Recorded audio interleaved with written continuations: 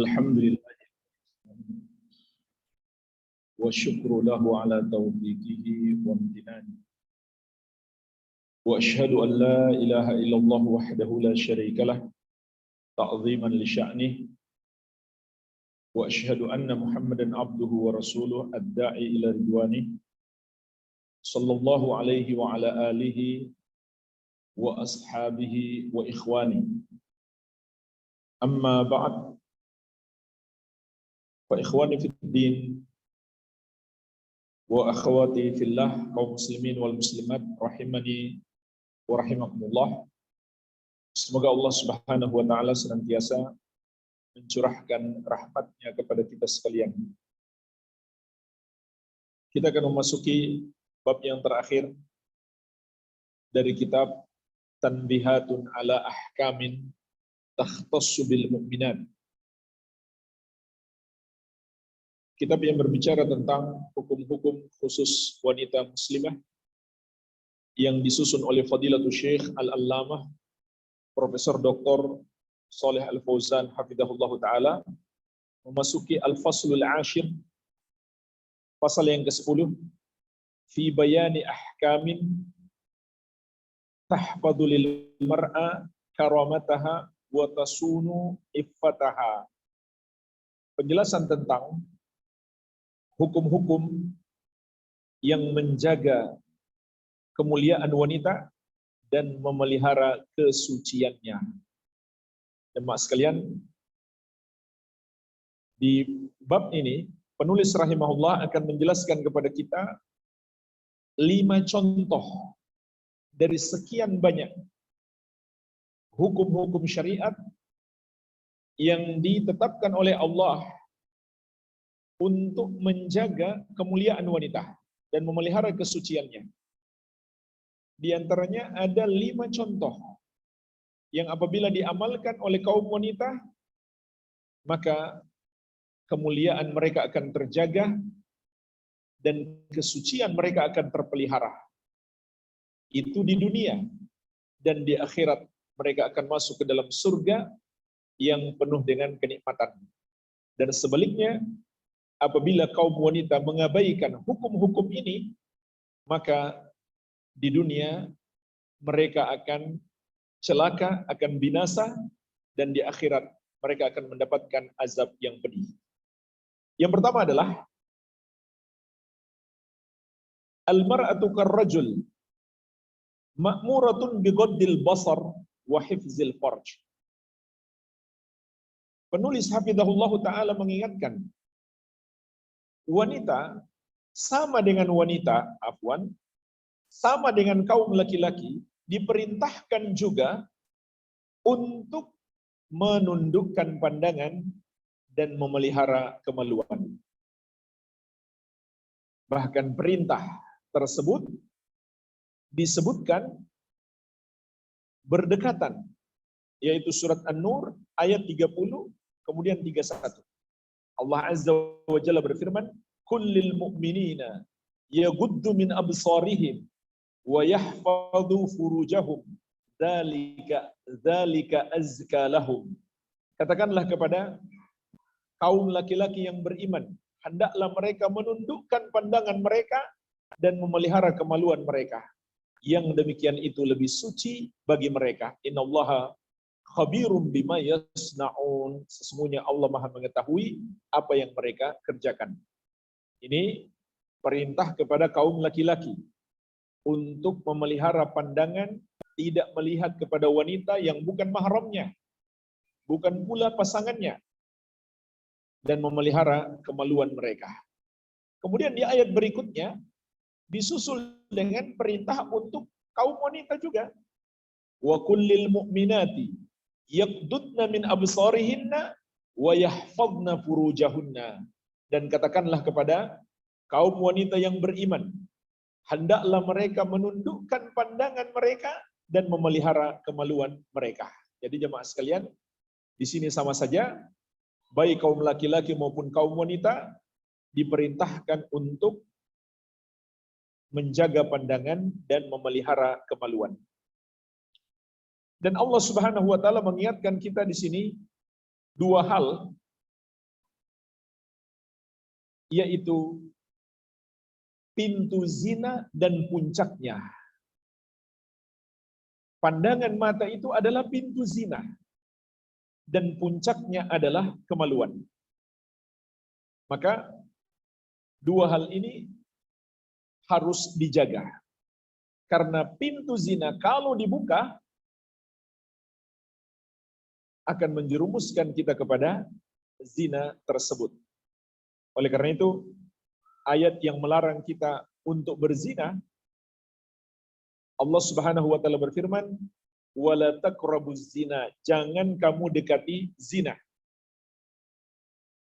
Allah tidak sekedar melarang jangan berzina, tapi juga jangan mendekatinya. Artinya, semua yang mengantarkan kepada zina itu juga dilarang oleh syariat. Semua yang mengantarkan kepada zina itu juga dilarang oleh syariat. Dan pintu pertama yang mengantarkan kepada zina adalah pandangan mata. Dan di sini penulis hafizahullah taala menukil nasihat yang sangat penting untuk kita renungkan dari Al-Imam Ibnu Qayyim rahimahullahu taala. Dalam kitab beliau Ad-Da' wad-Dawa' atau Al-Jawabus Syafi liman sa'ala an ad-dawa'i Al-Jawabul Kafi liman sa'ala anid dawa'i syafi. Imam Ibnu Qayyim rahimahullahu taala mengatakan, wa amma al-lahadhat fahiya ra'idus syahwa wa rasuluha.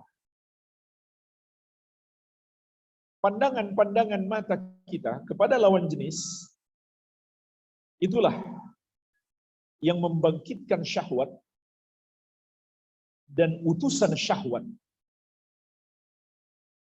Wa hifdzuha aslu hifdzil farj. Dan menjaga pandangan merupakan pokok penjagaan terhadap kemaluan supaya tidak terjerumus dalam zina. Faman atlaqa nadrahu awrada nafsahu mawaridal halak. Maka siapa yang melepaskan pandangannya, sama saja dia menjerumuskan dirinya di dalam jurang-jurang kebinasaan. Wa qad qala Nabi sallallahu alaihi wasallam, ya Aliyun, la tutbi'in nadrata an-nadrata, fa innama lakal ula.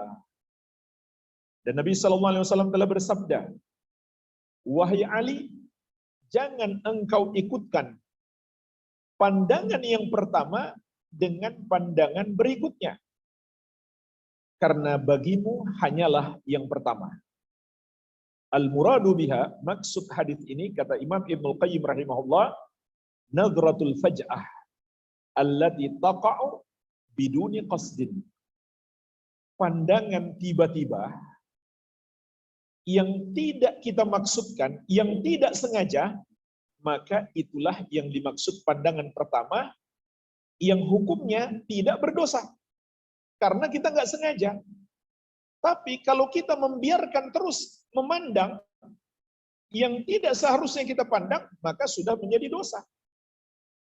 Yang seharusnya adalah langsung kita palingkan pandangan kita.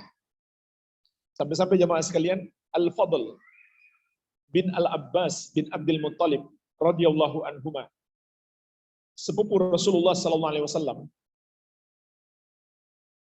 anak muda di zaman Nabi sallallahu alaihi wasallam. Ketika beliau melihat ada seorang wanita lewat, pandangannya pun mengikuti. Maka Rasulullah sallallahu alaihi wasallam memegang kepalanya dan memalingkannya ke arah yang lain. Begitulah kita kepada anak-anak kita. Harus kita perhatikan, adik-adik kita harus kita perhatikan. Dan di zaman kita ini, cobaan pandangan itu semakin berat. Yaitu melalui gadget kita, melalui medsos, melalui YouTube, dan lain-lain. Maka ujian ini semakin berat. Sehingga harus kita perhatikan dengan baik. Pintu-pintu kepada zina dan kemudahan-kemudahannya di zaman kita ini semakin berat. Oleh karena itu jemaah sekalian,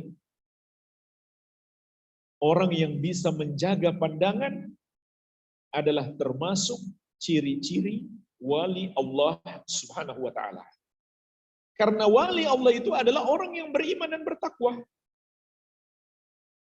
Sebagaimana firman Allah Subhanahu wa taala, "Ala inna awliya Allahi la khaufun 'alaihim wa la hum yahzanun alladzina amanu wa kanu yattaqun." Ketahuilah, wali-wali Allah itu adalah wali-wali Allah itu tidak merasa takut dan tidak bersedih hati. Maksudnya, menjelang wafat mereka, Allah berikan keamanan dan Allah hilangkan kesedihan mereka. Mereka itu adalah orang-orang yang beriman dan bertakwa. Maka seorang anak muda terutama, laki-laki maupun perempuan, yang bisa menahan pandangan di zaman ini, dia adalah wali Allah, bahkan dia adalah wali Allah yang diberikan karomah. Inilah karomah yang kita butuhkan di masa ini. Bukan ilmu kebal, bukan tenaga dalam, bahkan itu bukan karomah, itu adalah sihir dan perdukunan. Tidak ada dalam Islam ilmu kesaktian yang diklaim sebagai karomah. Karomah bukan seperti itu. Termasuk karomah sesungguhnya adalah, bahkan karomah yang paling besar adalah istiqomah. Itulah karomah yang paling besar. Karena hakikat karomah adalah kemuliaan yang Allah berikan kepada hamba. Para ulama dahulu mengatakan, a'zamul karamah luzumul istiqamah. Karamah yang paling agung itu adalah selalu istiqamah. Karena istiqamah itu berat. Terutama bagi anak muda di zaman sekarang. Untuk menjaga pandangannya sangat sulit. Godaannya begitu besar. Baik di dunia nyata maupun di dunia maya. Terutama saat dia bersendirian di kamarnya bersama gadgetnya. Maka seorang anak muda yang bisa menjaga pandangan di zaman ini termasuk karomah yang Allah anugerahkan. Qala, kemudian kata Imam Ibnu Qayyim rahimahullah, wa fil musnad anhu sallallahu alaihi wasallam, an-nadhru sahmun masmumun min sihami iblis. Kita lanjut ucapan Imam Ibnu Qayyim rahimahullah di dalam Al-Musnad dari Nabi sallallahu alaihi wasallam, bahwasannya pandangan mata itu adalah salah satu panah iblis yang beracun. Maka ketika seseorang memandang lawan jenis yang tidak halal baginya, dia telah terkena panah iblis yang beracun. Ila angqala, sampai pada ucapan beliau, wan nadhru aslu amatil hawadith allati tusibul insan.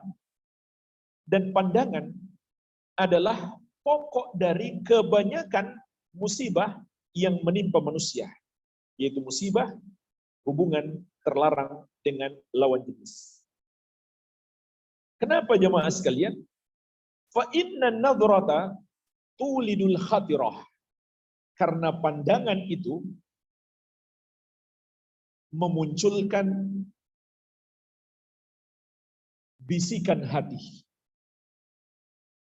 Tsumma tulidul khatirah fikrah.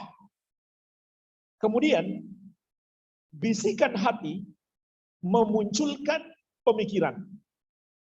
Tsumma tulidul fikrah syahwah. Kemudian pemikiran melahirkan syahwat. Tsumma tulidul syahwah iradah. Kemudian syahwat melahirkan keinginan.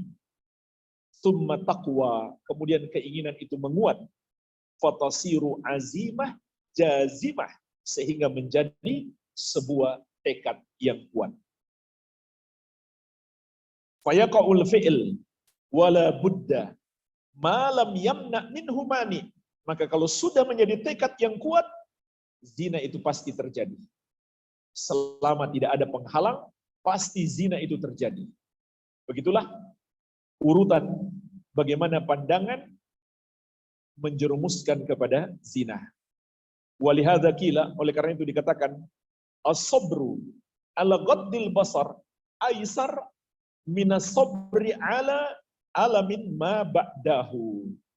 Bersabar untuk menahan pandangan itu lebih mudah daripada bersabar atas kepedihan yang muncul setelahnya. Jadi jemaah sekalian, inilah hikmahnya mengapa Allah menyuruh kita menahan pandangan, karena pandangan itu adalah pintu yang menjerumuskan kepada zina. Pintu pertama, pintu awal yang menjerumuskan kepada zina. Jadi dari awal sudah kita jauhi jalan-jalan yang menuju kepada zina tersebut.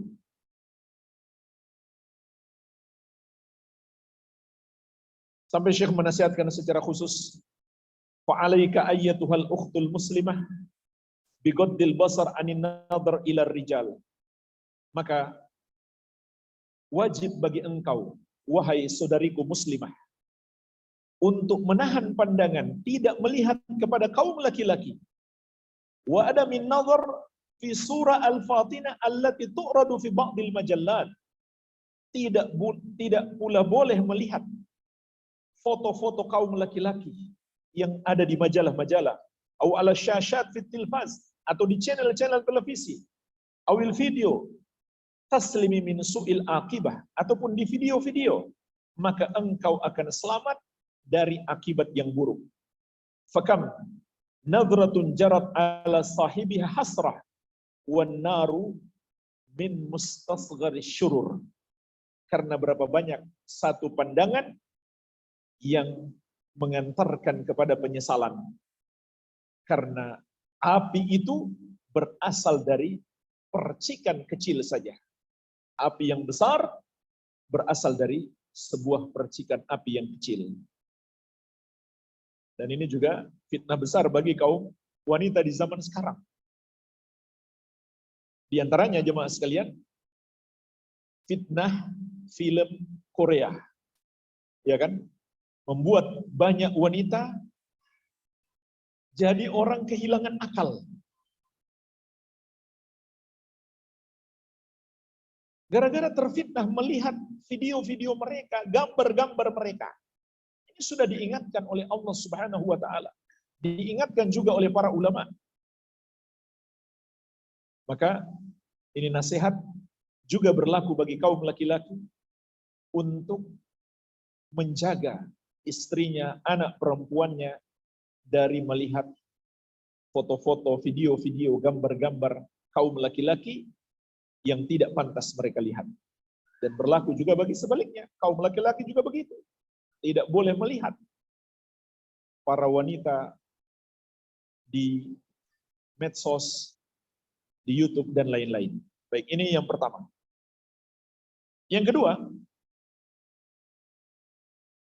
hukum Islam yang kedua yang menjaga kaum wanita adalah min asbabi hifdzil farj al-ibti'ad an istima'il aghani wal mazamir. Kata Syekh, termasuk sebab penjagaan terhadap kemaluan adalah menjauhi nyanyian-nyanyian dan musik. Para ulama dahulu mengatakan nyanyian dan musik itu adalah ruqyatuz zina, mantra yang menjerumuskan kepada zina. Ruqyatu zina, mantra yang menjerumuskan kepada zina. Ini diantara dampak buruk nyanyian dan musik. Oleh karena itu, di dalam syariat Islam, nyanyian dan musik itu terlarang. Dalam banyak dalil dalam Al-Quran dan Sunnah. Di dalam Al-Quran diantaranya, dalam surat Al-Isra ayat ke-64, ketika Allah mengatakan kepada iblis, wastafziz man istata'ta minhum bisautik. Hasunglah siapa yang kamu sanggupi wahai iblis di antara mereka itu dengan suaramu. Ketika iblis mengatakan, saya akan menyesatkan manusia, kata Allah, sesatkan mereka dengan suaramu. Maka Imam Mujahid rahimahullah, imam besar ahli tafsir dari generasi tabi'in, menjelaskan suara iblis yang dimaksud adalah al-lahwi wal gina, ucapan-ucapan yang sia-sia dan nyanyian-nyanyian. Maka Allah mengingatkan kepada kita dalam ayat ini, surat Al-Isra ayat ke-64, nyanyian itu termasuk suara setan, suara iblis. Makanya Imam Ibnu Qayyim rahimahullah juga mengatakan, nyanyian itu Qur'annya setan. Sampai kata beliau, tidak mungkin berkumpul di hati seorang hamba kecintaan terhadap Qur'annya Allah dan Qur'annya setan. Gak mungkin. Kalau dia benar-benar cinta Qur'annya Allah, dia pasti benci terhadap Qur'annya setan.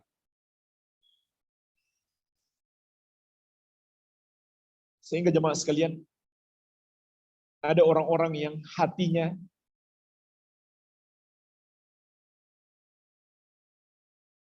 terpengaruh ketika mendengarkan nyanyian dan musik. Namun ketika mendengarkan Al-Quran, biasa-biasa saja. Ini diantara tipuan setan. Ayat yang lainnya surat Luqman ayat ke-6. Wa minan nasi may yashtari lahwal hadits liyudilla an sabilillahi bighairi ilmin. Kata Allah, di antara manusia ada yang mempergunakan lahwal hadits untuk menyesatkan dari jalan Allah tanpa ilmu. Perhatikan ayat ini jemaah sekalian. Kata Allah, lahwal hadits itu menyesatkan dari jalan Allah tanpa ilmu. Kalau kita terjemahkan secara bahasa, lahwal hadits artinya ucapan yang sia-sia. Namun tafsirnya lebih luas daripada itu. Sahabat yang mulia Ibnu Mas'ud radhiyallahu anhu yang belajar Al-Quran langsung kepada Rasulullah sallallahu alaihi wasallam, sebagaimana dinukilkan oleh Imam At-Tabari, Imam Ibnu Katsir, dan para ulama ahli tafsir yang lainnya. Beliau mengatakan, yang dimaksud dengan lahwal hadis di sini adalah al-gina, nyanyian. Bahkan beliau bersumpah 3 kali. Wallahi alladzi la ilaha illa huwa. Demi Allah, yang tidak ada satupun yang berhak disembah kecuali Dia. Yang dimaksud dengan lahwal hadis dalam hadis ini adalah nyanyian. Itulah yang menyesatkan manusia. Dan Imam Ibnu Katsir rahimahullah menyebutkan penafsiran yang sama datang dari Ibnu Abbas, Jabir, Ikrimah, Sa'id bin Jubair, Mujahid, Makhul, Amr bin Shu'aib, dan Ali bin Badimah. Sedangkan Imam Al-Hasan Al-Basri rahimahullah mengatakan, al-ghina wal mazamir, nyanyian dan alat-alat musik. Dan masih banyak lagi dalil-dalil dari Al-Quran yang mengharamkan nyanyian dan musik. Adapun dari hadis juga sangat banyak, diantaranya diriwayatkan Al-Bukhari dari sahabat yang mulia Abu Malik Al-Asy'ari radhiyallahu anhu. Rasulullah sallallahu alaihi wasallam bersabda, la yakunanna min ummati aqwamun yastahilluna al-hira wal harira wal khamra wal ma'azif. Sungguh akan ada nanti segolongan dari umatku yang menghalalkan zina, sutra bagi laki-laki, khamar, dan alat-alat musik. Perhatikanlah, Nabi SAW mengingatkan kepada kita 4 perbuatan yang haram. Zina, sutra, khamar, dan alat-alat musik.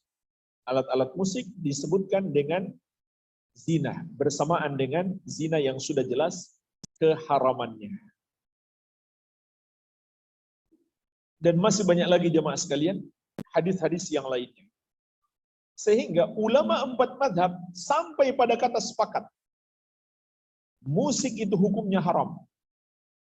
Dan ini suatu hal yang luar biasa. Kalau ulama 4 mazhab sepakat. Karena umumnya dalam masalah fikih, dalam masalah hukum, ulama 4 mazhab itu beda pendapat. Dalam mayoritas permasalahan hukum. Sangat sedikit permasalahan mereka sepakati. Ternyata di antara yang mereka sepakati adalah haramnya musik. Ini sepakat. Ulama 4 mazhab tidak ada perbedaan pendapat. Maka di sini penulis hafizahullah taala mengingatkan di antara bahaya nyanyian dan musik itu adalah pengantar kepada zina. Kita masuk yang ketiga. Min asbabi hifdzil furuj. Min asbabi hifdzil furuj man'ul mar'ah an tusafira illa ma'adhi mahramin. Termasuk hukum syariat yang dapat menjadi sebab penjagaan kepada kaum wanita adalah larangan terhadap kaum wanita untuk melakukan safar kecuali bersama mahramnya.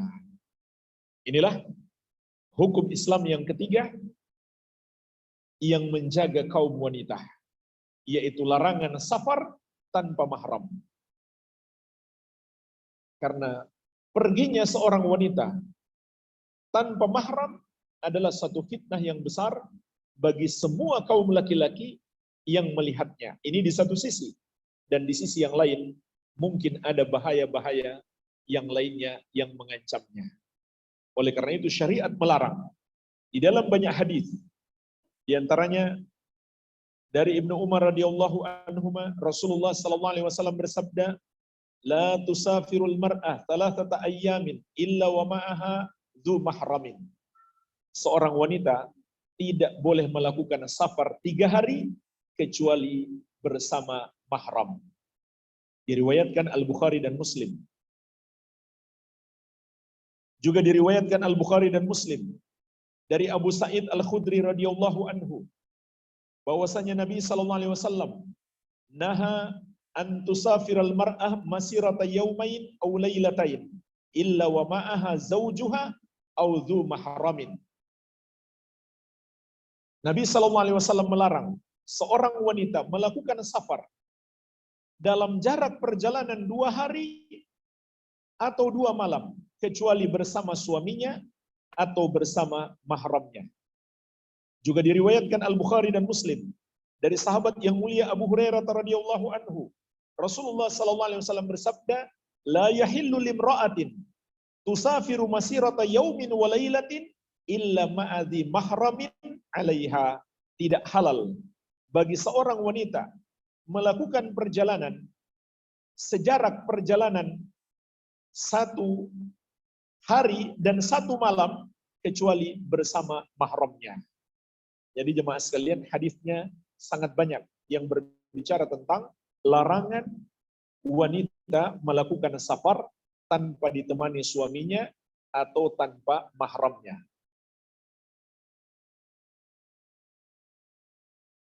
Lalu pertanyaannya jemaah sekalian, berapa jarak safar? Mayoritas ulama berpendapat jarak safar itu 80 km, kurang lebih 80 km. Jadi kalau jaraknya sudah 80 km, seorang wanita tidak boleh melakukan perjalanan kecuali bersama suaminya atau bersama mahramnya. Sebagian ulama berpendapat walaupun belum sampai 80 km, tapi masyarakat di satu kaum menganggap itu sudah perjalanan jauh, maka itu dihukumi sudah perjalanan jauh. Kenapa? Kata mereka, karena dalam syariat tidak ada ketentuan pasti berapa jarak safar. Jumlah 80 km itu hanyalah hitungan para ulama ketika Rasulullah SAW mengkasar sholat. Tapi itu bukan sebuah pemastian harus seperti itu. Maka hukumnya kembali kepada urf. Jarak safar itu kembali kepada urf. Misal, orang Bogor itu kalau ke Bandung, biasanya sudah anggap itu perjalanan safar. Tapi kalau ke Jakarta, itu perjalanan biasa. Bedanya apa? Kalau ke Bandung, persiapan harus lebih. Persiapan harus lebih banyak. Kalau ke Jakarta, nggak perlu persiapan banyak. Maka kalau begitu, ke Bandung itu safar, bagi orang Bogor, dan ke Jakarta itu bukan safar. Walaupun misalkan ke Bandung itu belum sampai jarak 80 km. Dan pendapat yang kedua ini yang dikuatkan oleh Syekhul Islam Ibnu Taimiyah, begitu pula Syekh Ibnu Utsaimin. Tapi Syekh Ibnu Utsaimin mengatakan, kalau terjadi keraguan, ini sudah masuk jarak safar atau tidak, maka kembalilah kepada pendapat mayoritas ulama, yaitu 80 km minimalnya jarak safar. Lalu bagaimana dengan hadis-hadis yang kita sebutkan tadi? Ada yang mengatakan jarak perjalanan 3 hari 3 malam. Ini hadis Ibnu Umar yang pertama. Hadis yang kedua, hadis Abu Sa'id Al-Khudri, 2 hari 2 malam. Hadis yang ketiga, hadis Abu Hurairah, itu 1 hari 1 malam. Maka jemaah sekalian, ini bukanlah sebuah patokan. Sebagaimana dinukil oleh Syekh dari Imam Nawawi rahimahullah, beliau mengatakan, "Falhasil anna kullama yusamma safaran tunha anhul mar'a bighairi zaujin au mahramin." Maka kesimpulannya, kata Imam Nawawi rahimahullah, setiap perjalanan yang disebut safar, maka seorang wanita harus dicegah melakukannya tanpa ditemani suaminya atau mahramnya. Sawa'un kana salasata ayyamin aw yawmain aw yawman aw baridan aw ghaira dzalik. Sama saja perjalanannya 3 hari atau 2 hari atau 1 hari atau 1 barid atau selain itu. Li riwayat Ibnu Abbas al-mutlaqah. Karena ada hadis lain, yaitu hadis yang juga diriwayatkan Al-Bukhari dan Muslim dari Ibnu Abbas radhiyallahu anhuma yang bersifat umum. Wahya akhiru riwayati Muslim as-sabiqah. Dan ini adalah akhir riwayat Muslim yang telah lalu, yaitu la tusafirul mar'ah illa ma'adhi mahramin. Seorang wanita tidak boleh melakukan safar kecuali bersama mahram. Nah, dalam hadis ini tidak disebutkan berapa lama perjalanannya. Jadi patokannya bukanlah waktu, tapi apakah perjalanan itu disebut safar atau tidak. Wa hadza yatanawalu jami'a ma yusamma safaran. Maka hadis ini mencakup semua perjalanan yang disebut safar, wallahu a'lam. Jadi jemaah sekalian, penyebutan waktu itu sebagaimana di kesempatan yang lainnya Imam Nawawi rahimahullah juga menjelaskan penyebutan waktu itu karena melihat orang yang melakukan perjalanan di masa tersebut. Ada yang melakukan perjalanan 3 hari 3 malam, ada 2 hari 2 malam, ada sehari semalam. Makanya muncul hadis dengan lafaz seperti itu. Adapun kita sekarang, yang dulu perjalanan 10 hari sekalipun, mungkin kita sekarang tinggal 1 jam, 2 jam dengan menggunakan pesawat. Sehingga waktu itu bukan menjadi ukuran.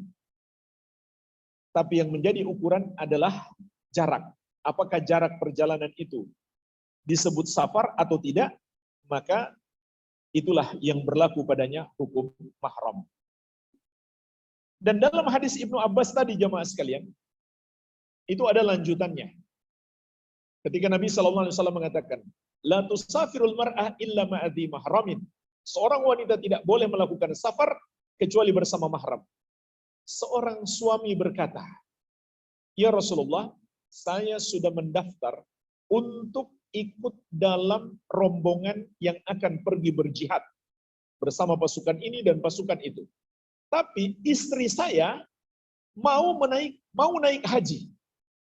Apa yang harus saya lakukan? Pergi berjihad atau temani istri saya? Maka Nabi SAW mengatakan, ukhruj ma'aha, keluarlah temani istrimu. Subhanallah, jihadnya pun ditunda dulu. Temani istrimu yang mau pergi berhaji. Karena saking pentingnya wanita itu safar, harus disertai dengan suaminya atau mahramnya.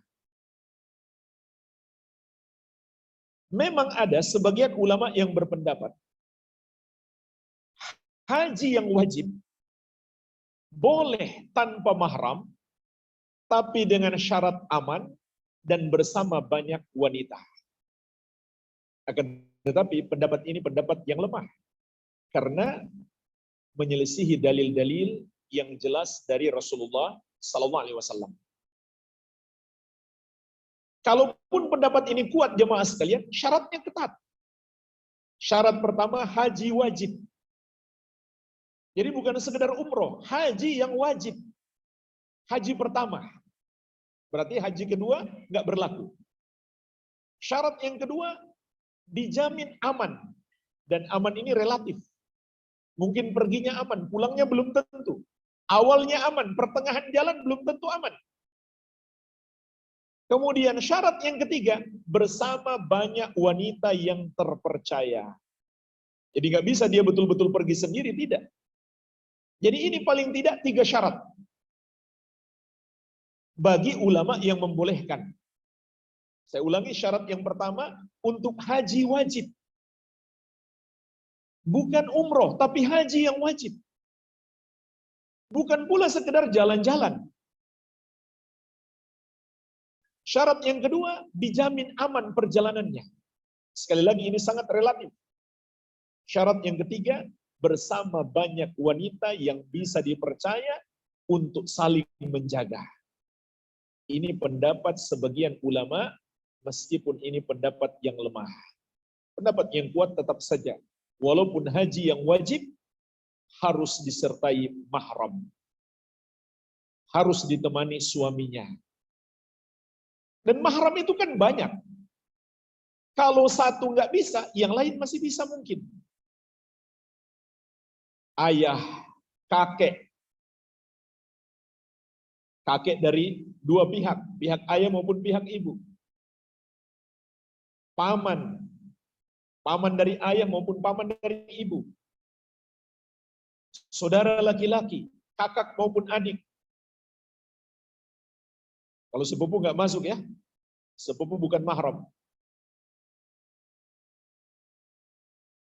Anak. Kalau sudah punya anak laki-laki dengan syarat sudah balik. Atau minimalnya sudah mumayyiz. Maka sudah bisa menemani safar. Dan seterusnya. Jadi kalau satu berhalangan, yang lain masih bisa. Dan ketika seorang wanita belum ada mahram yang siap menemaninya untuk berhaji atau umroh, maka dia nggak wajib haji dan umroh. Karena haji itu diwajibkan hanya bagi yang mampu. Wanita yang belum punya mahram menemani adalah kategori wanita yang belum mampu untuk pergi berhaji, sehingga dia tidak wajib berhaji. Ya. Kita masuk yang keempat.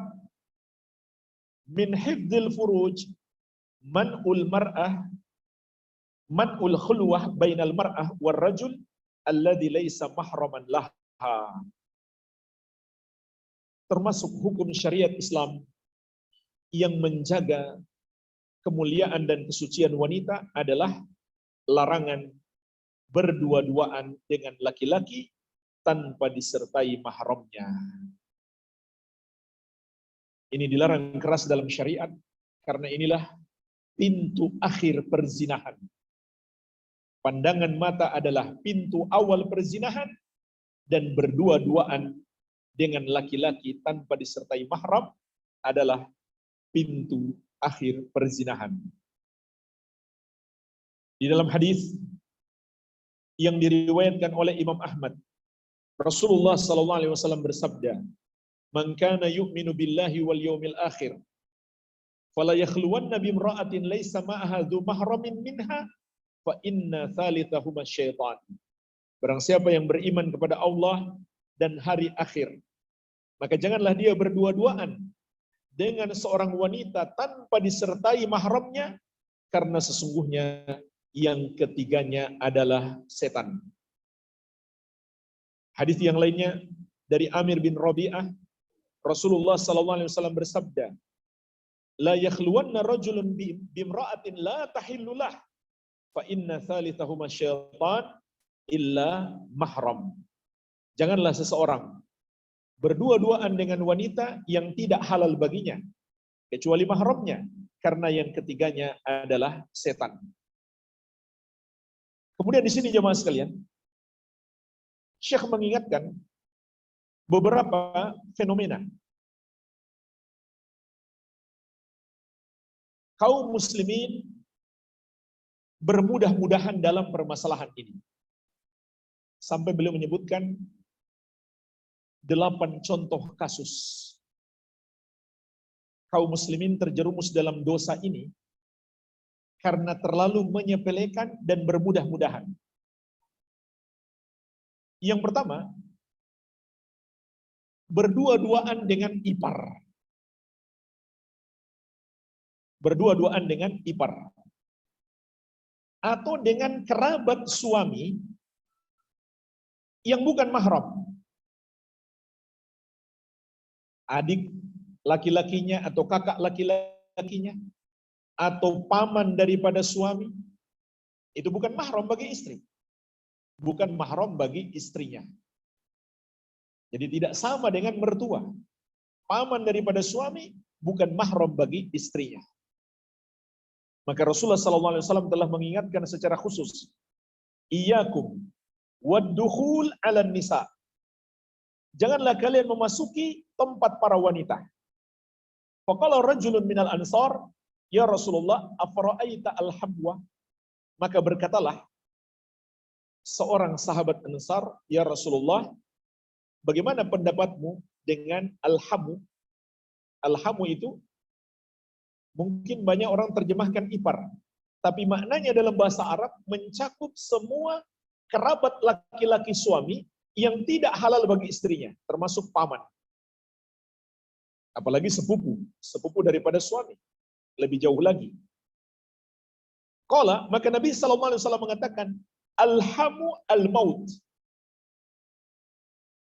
Kerabat suami adalah kematian. Maksudnya, berdua-duaan seorang wanita dengan kerabat suaminya, bahayanya seperti bahaya kematian. Sehingga harus dijauhi, harus berhati-hati, jangan pandang remeh. Jangan menganggap, sudah keluarga. Ini bahaya besar jemaah sekalian. Diingatkan oleh Nabi sallallahu alaihi wasallam betapa banyak terjadi hal-hal yang tidak diinginkan sehingga merusak rumah tangga. Ini karena bermudah-mudahan dalam masalah ini. Contoh kasus yang kedua, fenomena yang kedua, kata Syekh, para wanita yang berdua-duaan dengan supirnya di mobil. Ini termasuk tidak pantas dilakukan. Jadi nggak boleh dia berdua-duaan hanya dengan seorang supirnya saja. Paling tidak ada satu wanita lagi yang menemani. Kalau tidak menempuh jarak safar. Kalau jarak safar ya harus mahram, harus laki-laki dari mahramnya yang menemani. Tapi kalau cuma jarak dekat ke pasar misalkan, tidak mengapa walaupun yang menemani hanya satu orang wanita sehingga menjadi 3 orang dalam mobil. Tidak boleh mereka berdua-duaan. Ini termasuk terlarang sebagaimana dalam hadis yang telah kita sebutkan. Dan juga betapa banyak terjadi hal-hal yang tidak diinginkan akibat seorang wanita berdua-duaan bersama supirnya di mobilnya. Yang ketiga kata Syekh, sebagian wanita juga bermudah-mudahan dalam berdua-duaan dengan seorang dokter. Ini juga tidak boleh. Harus ditemani oleh perawatnya misalkan. Mesti ada orang ketiga, walaupun dia sakit. Bukan hal yang darurat mereka harus berdua-duaan. Kecuali dia terancam, kalau nggak ditangani dokter bisa mati, dan di situ hanya mereka berdua, itu lain lagi. Itu kondisi darurat. Tapi kalau bukan kondisi darurat, tidak dibenarkan. Walaupun dengan alasan memeriksakan diri karena sakit, tidak dibenarkan seorang wanita berdua-duaan dengan seorang dokter laki-laki.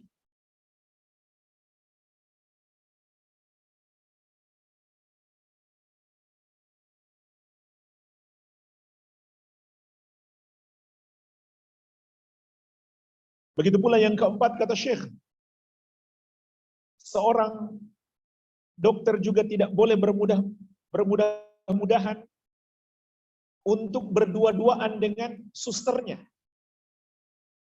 Tidak dibenarkan. Begitu pula seorang guru, dia tidak boleh berdua-duaan dengan muridnya. Ini yang kelima. Kemudian yang keenam, yang bekerja di pesawat, seorang pramugari misalkan, tidak boleh berdua-duaan dengan seorang laki-laki walaupun dengan alasan dia mau melayani penumpangnya. Yang ketujuh, kata Syekh, begitu pula tidak boleh berdua-duaan seorang laki-laki dengan pembantu perempuannya di rumah.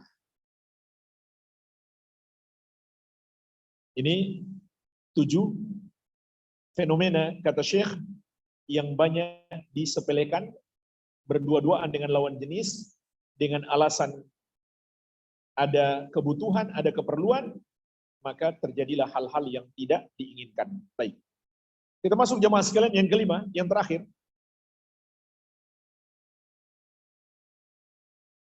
Yahrumu 'alal mar'ah an tusafiha rajulan laisa min maharimiha.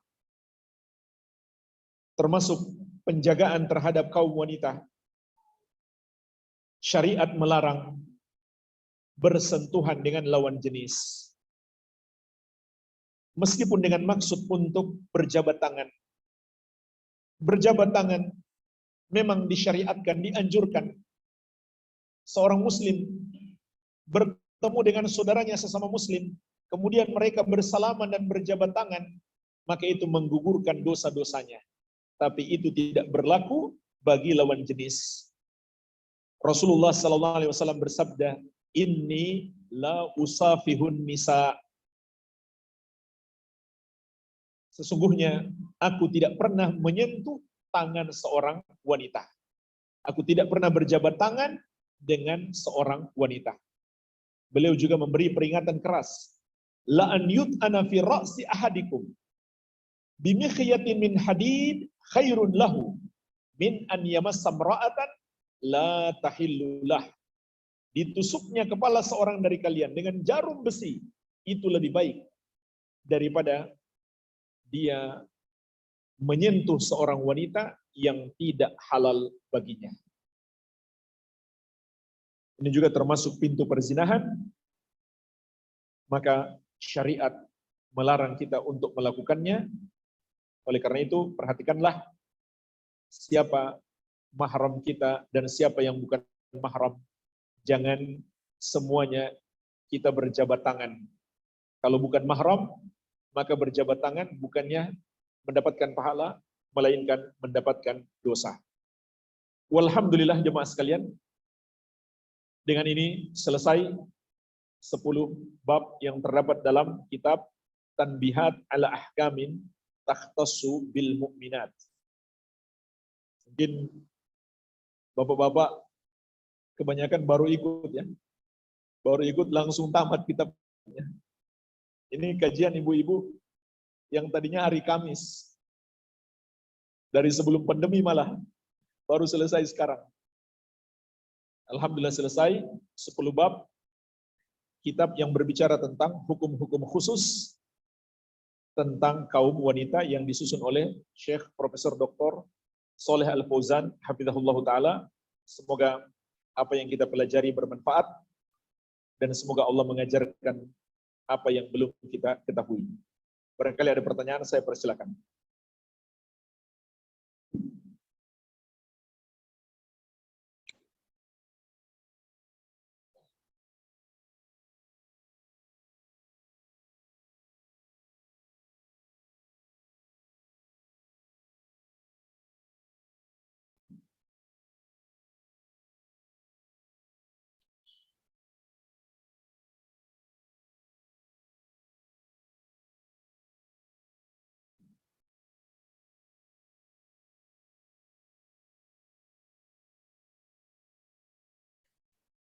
Silakan Pak.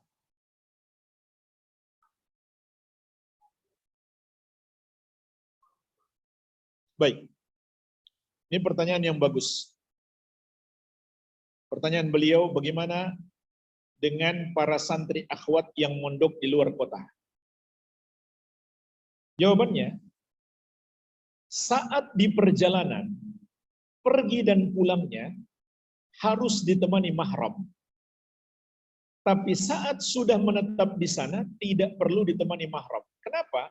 Karena dia sudah bukan musafir. Dia di sana sudah menjadi orang yang mukim, bukan orang yang melakukan safar lagi. Tapi tentu tetap dengan syarat tempatnya aman, ada para pengawas yang bisa dipercaya, dan seterusnya. Jadi tidak mengapa insya Allah Ta'ala. Namun pergi dan pulang dari ma'had harus disertai mahram kalau menempuh jarak safar.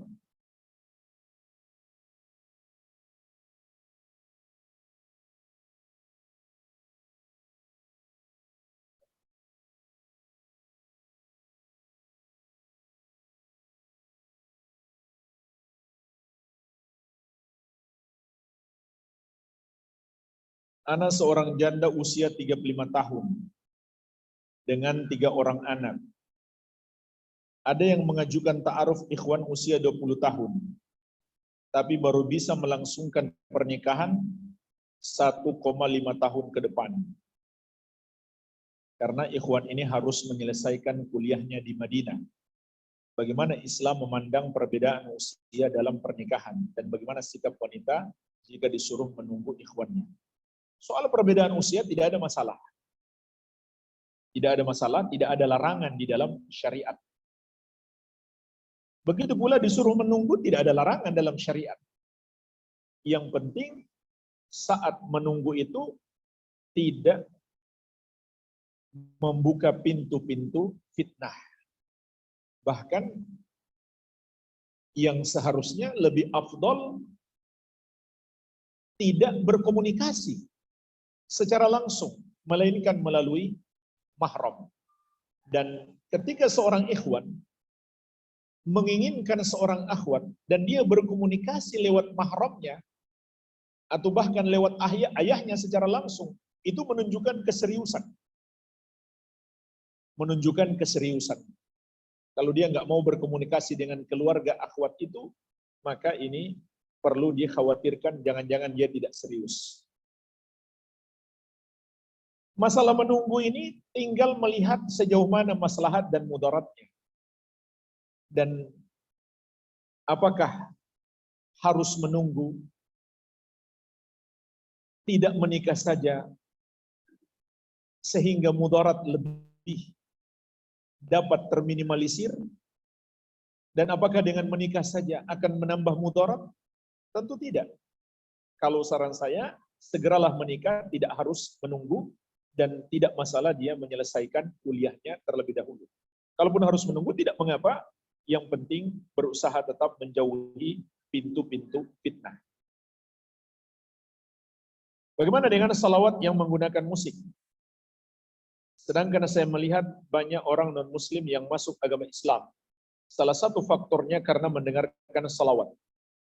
Bagaimana jika salawat yang diiringi musik itu bisa menjadi dakwah untuk masuk Islam? Bukankah itu baik? Jadi jemaah sekalian, tadi sudah kita sebutkan, dalil-dalil haramnya musik. Dalil-dalil haramnya musik. Bahkan disepakati oleh ulama 4 madhab. Nah sekarang pertanyaannya, bagaimana kalau untuk kebaikan? Lagu religi katanya. Contohnya salawat. Maka itu bukan mengurangi kemungkaran, justru menambah kemungkaran. Justru menambah kemungkaran. Karena yang tadinya cuma maksiat, kalau ditambah dengan salawat menjadi maksiat dan bid'ah. Menjadi maksiat dan bid'ah. Bahkan sebagian ulama sampai mengatakan itu kekufuran. Kenapa jemaah sekalian menjadi bid'ah? Kenapa pula ada ulama yang mengatakan itu bisa sampai kufur? Karena salawat itu ibadah. Rasulullah SAW tidak pernah mengajarkan bersalawat dengan bernyanyi-nyanyi, apalagi diiringi musik. Sehingga itu adalah cara yang bid'ah dalam bersalawat, dalam beribadah kepada Allah Subhanahu wa taala. Dan beliau sallallahu alaihi wasallam telah mengingatkan, man amila amalan laisa alaihi amruna fahuwa raddun. Barang siapa mengerjakan satu amalan yang tidak ada padanya petunjuk dari kami, maka amalan tersebut tertolak. Kenapa ada ulama yang mengatakan itu bahkan kufur? Karena itu mengandung pelecehan.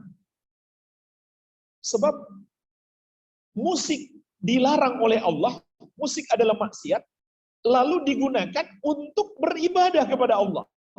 Ini kan sama dengan pelecehan, penghinaan. Maka itu termasuk kekufuran. Namun umumnya orang yang melakukan ini, dia tidak bermaksud melecehkan, sehingga mereka mendapatkan udzur. Andai dia bermaksud melecehkan, maka dia kafir, murtad, keluar dari Islam. Jadi ini sangat berbahaya. Bagaimana kalau ternyata ada orang yang masuk Islam karena lagu salawat? Saya belum pernah dengar ya. Kalau ternyata betul ada, jemaah sekalian, tidak merubah hakikat. Salah tetap salah. Walaupun hasilnya baik. Sihir dan perdukunan itu adalah dosa besar. Tapi banyak orang yang ke sana jadi orang sukses. Minta jimat kepada dukun. Jimat penglaris dagangan. Ternyata dagangannya betul-betul laris. Ada orang sakit, ke dokter ke sana kemari nggak sembuh-sembuh. Sekali datang ke dukun langsung sembuh. Apakah perdukunan itu menjadi benar? Tidak. Perdukunan tidak menjadi benar, tetap salah. Jadi, andai betul ada orang berdakwah dengan musik, dengan nyanyian-nyanyian, lalu ada yang dapat hidayah, tetap tidak merubah hukum nyanyian dan musik. Dan juga di antara dalilnya tentang kisah orang-orang musyrik mengepung kaum muslimin di kota Madinah. Mereka bersatu. Kemudian mereka berkata, "Innan nasa qad jama'u lakum fakhshawhum." Sesungguhnya manusia sudah bersatu untuk mengepung kalian. Takutlah kepada mereka. Mereka bersatu mengepung Rasulullah SAW dan para sahabat. Mereka takut-takuti lagi. Hasilnya apa? Hasil dari pengepungan itu, fazadahum imanan. Itu menambah keimanan Rasulullah SAW dan para sahabat. Perbuatan mereka buruk, tapi hasilnya baik atau buruk?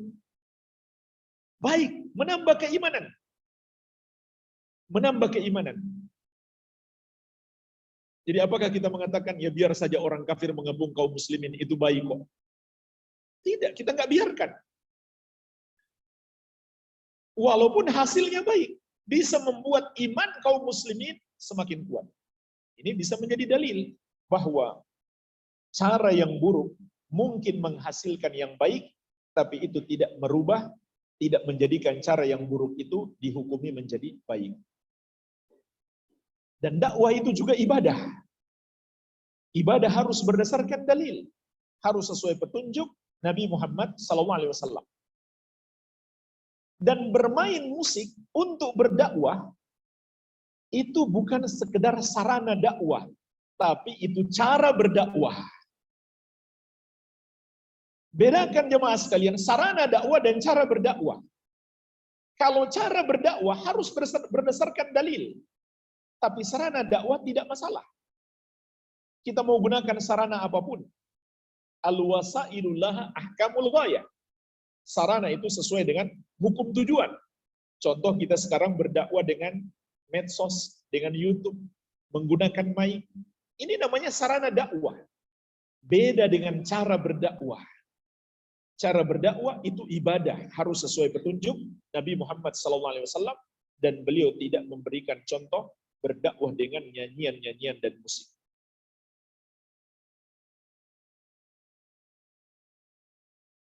Saya seorang single mother. Jika harus safar karena tugas pekerjaan, apakah saya harus izin ke orang tua saya?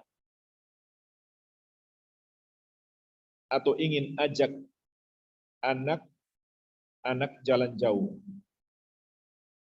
Iya, harus izin kepada wali.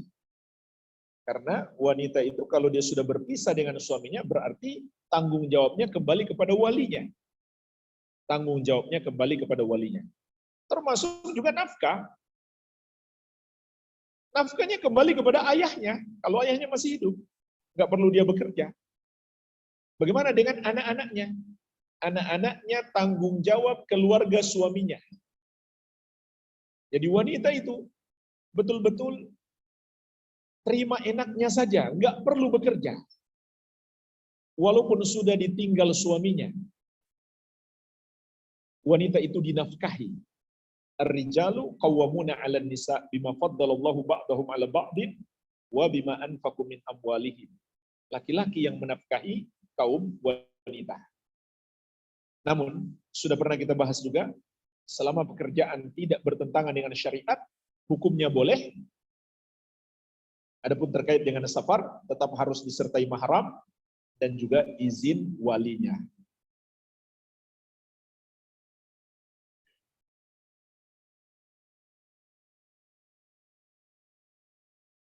Saya bekerja di salah satu ponpes bagian sarana prasarana. Di bidang itu hanya ada anak wanita dan rekan anak laki-laki. Kami sering terpaksa membereskan ruangan dan di dalamnya hanya kami berdua. Sedangkan karyawan lain jarang ada yang mau membantu dan menemani karena punya job desk masing-masing.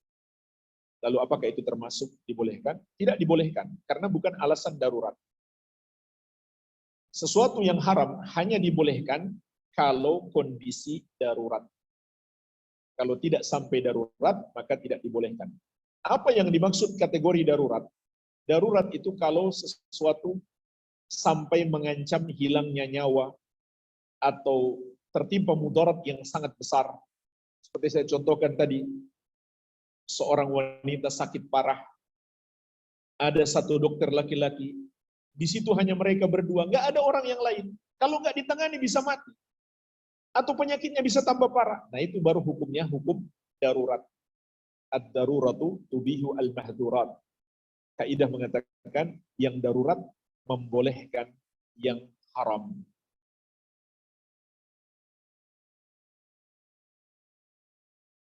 Suami saya kan driver online, otomatis kerjanya sering bertemu bahkan membawa wanita. Bagaimana Pak Ustadz, apakah suami saya jadi berdosa? Terima kasih. Tidak berdosa kalau wanitanya tidak berdua-duaan dengan suami di mobil. Jadi jangan berdua-duaan.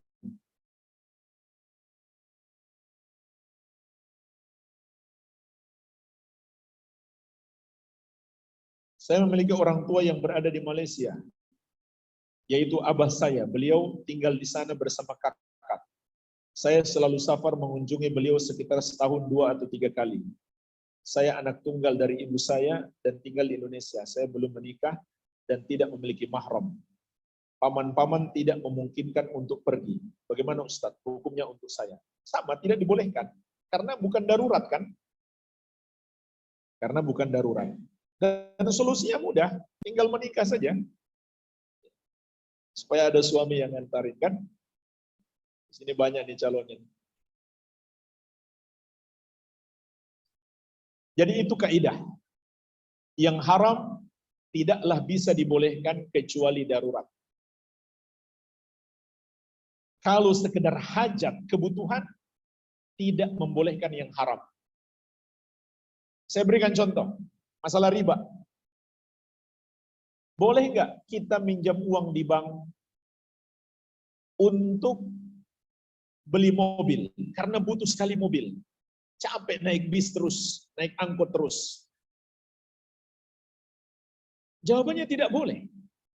Karena beli mobil itu kebutuhan, bukan darurat. Itu adalah hajat tapi bukan darurat. Sehingga tidak membolehkan yang haram. Tapi kalau misalkan butuh untuk operasi, kalau nggak dioperasi bisa mati, nggak ada tempat peminjaman lain kecuali riba. Kalau nggak segera pinjam uang, nggak segera dioperasi, orangnya bisa mati. Itu namanya darurat. Itu yang membolehkan yang haram. Ini kaidah agar kita pahami. Kecuali hukumnya makruh. Kalau hukumnya makruh, maka menjadi boleh dengan adanya hajat, kebutuhan. Sedangkan yang haram menjadi boleh harus dengan adanya darurat.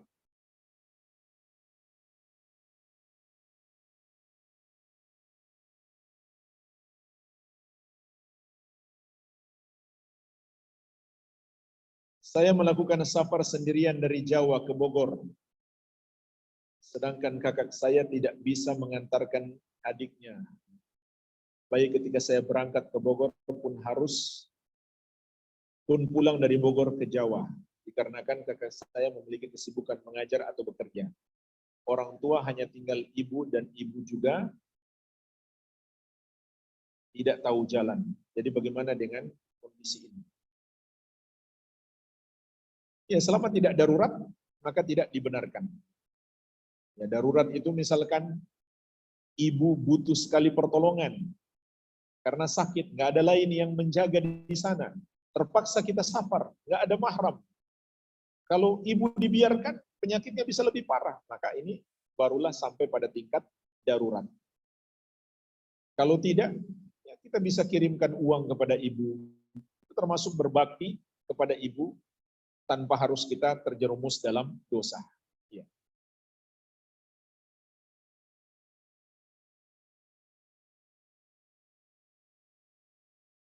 Berkaitan dengan ikhtilat, bagaimana dengan perkumpulan ikhtilat organisasi di sebuah kampus? Allah Subhanahu wa taala berfirman, "Wa idza sa'altumuhunna mata'an fas'aluhunna min wara'i hijabin. Dzalikum athharu liqulubikum wa qulubihinna." Apabila kalian meminta sesuatu dari istri-istri Nabi, mintalah dari balik hijab. Karena itu lebih suci bagi hati kalian dan hati mereka.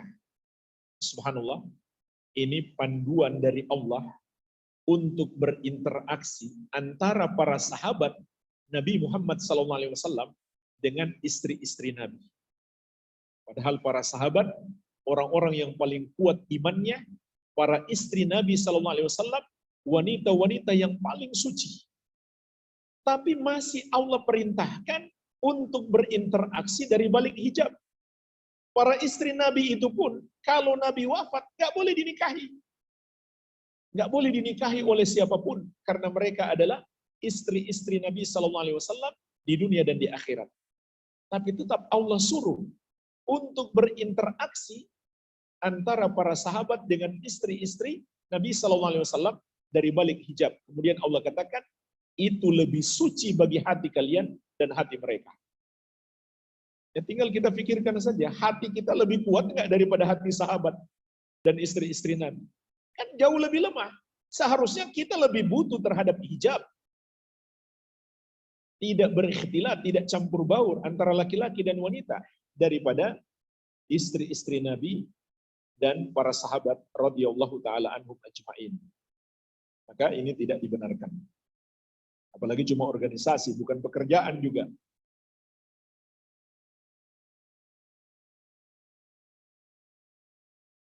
Jika wanita pergi safar tanpa mahram, namun bersama wanita grup atau adik perempuan, apa tetap tidak boleh? Tadi sudah saya jelaskan ya.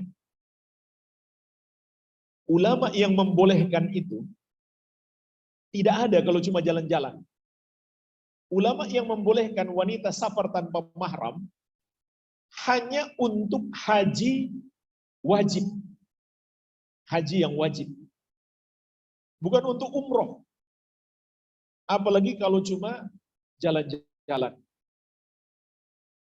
Itu pun masih dengan syarat aman dan bersama dengan wanita yang lain. Itu pun masih tetap pendapat yang lemah karena bertentangan dengan dalil. Kita hindari lebih bagus.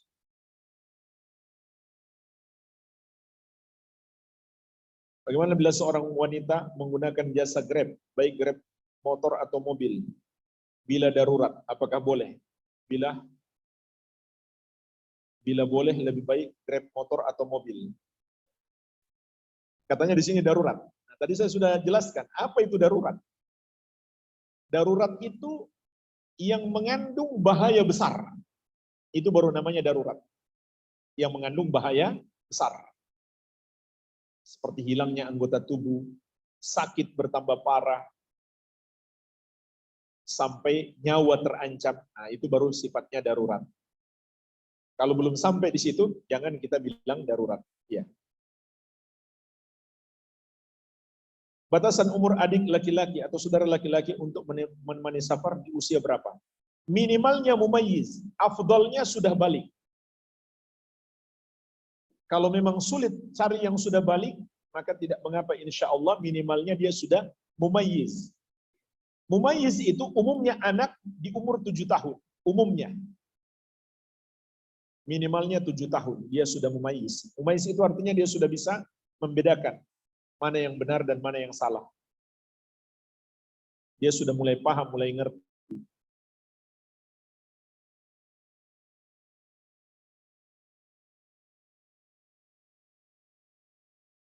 Bagaimana cara menundukkan pandangan ketika menghadapi dosen laki-laki? Cukup jangan dilihat. Jangan dilihat, melihat ke bawah, ya, menunduk.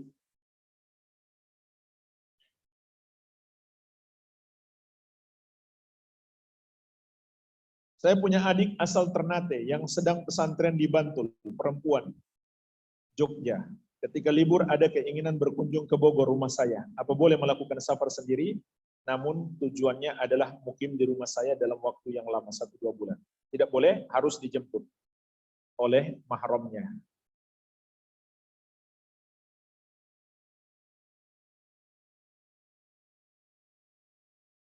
Jika kita bersedekah atas nama orang tua yang sudah meninggal, kita juga akan mendapatkan pahalanya atau pahalanya hanya untuk orang tua saja. Kita dapat pahala berbakti kepada orang tua. Kalau kita bersedekah atas nama orang tua kita yang sudah meninggal, maka pahala sedekahnya untuk orang tua kita, dan kita mendapatkan pahala berbakti kepada orang tua.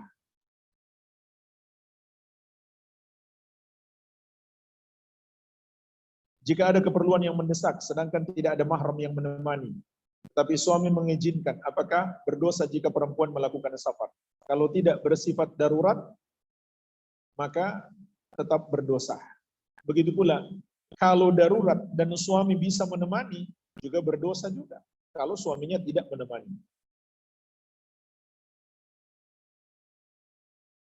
Apakah nasyid juga termasuk hal yang dilarang untuk didengarkan?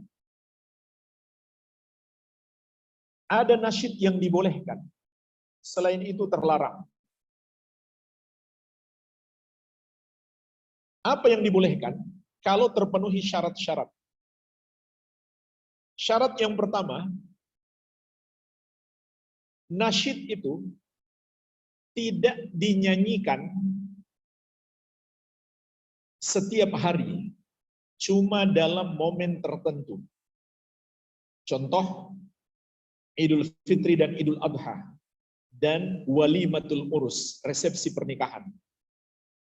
Bahkan ini termasuk hal yang dianjurkan. Yang kedua, tidak menggunakan alat musik. Kecuali satu yang dibolehkan, rebana. Itu pun rebana murni, nggak ada kering-keringnya di samping. Yang ketiga, yang menyanyikannya adalah anak kecil perempuan. Ini pendapat mayoritas ulama. Anak kecil perempuan yang belum balik. Dan ini berdasarkan hadis riwayat Bukhari dan Muslim. Yang menyanyi di hari raya di masa Nabi SAW, kata Aisyah radhiyallahu anha, jariyatani tal'abani bidduf. 2 orang anak kecil perempuan yang memainkan rebana. Kemudian syarat yang berikutnya yang keberapa? Yang keempat. Anak kecil ini tidak berprofesi sebagai penyanyi. Karena Aisyah mengatakan, walaisat bimuganniyatain. Kedua anak itu bukanlah penyanyi.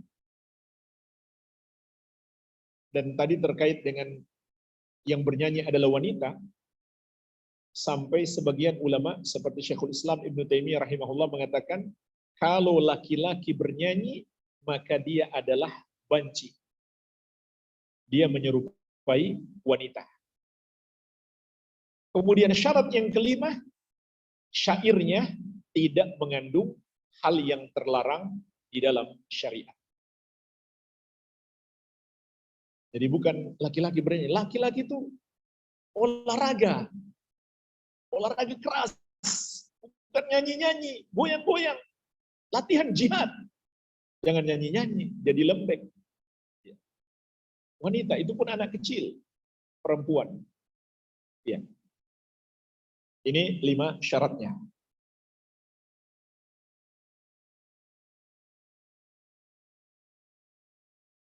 Bagaimana adab seorang suami menjaga istri ketika ada tamu bukan mahram di rumahnya? Contoh membiarkan pintu terbuka, padahal istri tidak menggunakan hijab. Ya masuk ke kamar pakai hijab. Pintu rumah harus selalu tertutup. Tidak dibuka kecuali karena ada keperluan. Kalau dibuka, maka dipastikan tidak terlihat aurat penghuni rumah. Makanya Nabi SAW memerintahkan, kalau kita minta izin masuk, berdirinya di samping. Ini adab.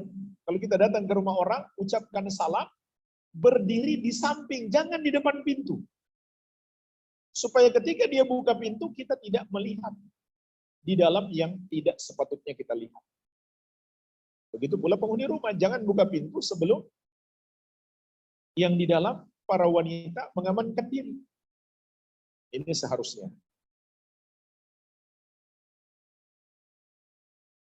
Apakah ada batasan perempuan keluar rumah untuk kajian? Pertama harus izin suaminya atau izin walinya. Yang kedua, tidak melalaikan tugasnya di rumah. Sebagai seorang istri misalkan atau seorang ibu.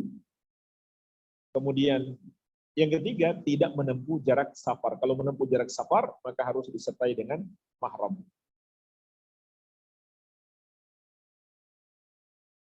Bagaimana jika seorang wanita harus safar 2 hari karena perjalanan dinas dari tempat bekerja? Minimal selalu ada mahram wanita atau wanita rekan satu yang menemani. Dan suami sudah kasih izin. Jawabannya sama ya. Kalau bukan sifatnya darurat, tidak dibenarkan oleh syariat. Harus ditemani mahram. Suami tidak cukup mengizinkan. Suami harus menemani. Dan suami juga ikut berdosa. Karena itu kewajiban dia. Suami juga ikut berdosa. Berdosa dari 2 sisi bahkan. Pertama, dia tidak menemani.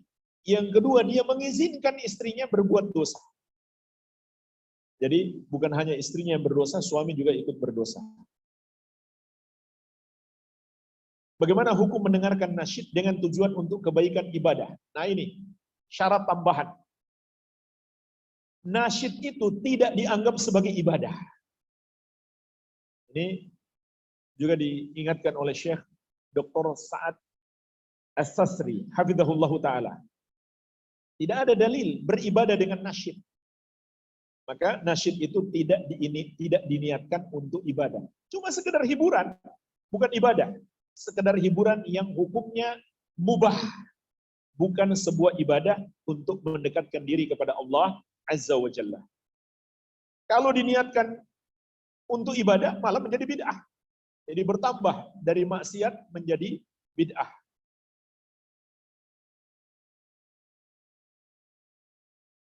Bagaimana hukum alat musik? Sebagian menganggap hanya alat musik tiup dan petik yang haram.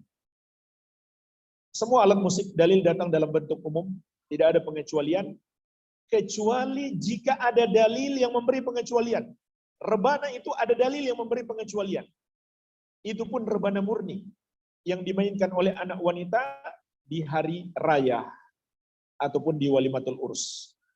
Walhamdulillah sudah terjawab semuanya, semoga bermanfaat. Lebih dan kurangnya saya mohon maaf. Wabillahi taufik. Subhanakallahumma bihamdika asyhadu an la ilaha illa anta astaghfiruka wa atubu ilaik. Wa sallallahu ala nabiyyina Muhammadin wa alihi wasallam. Wa akhiru da'wana anil hamdulillahi rabbil alamin. Wassalamu alaikum warahmatullahi wabarakatuh.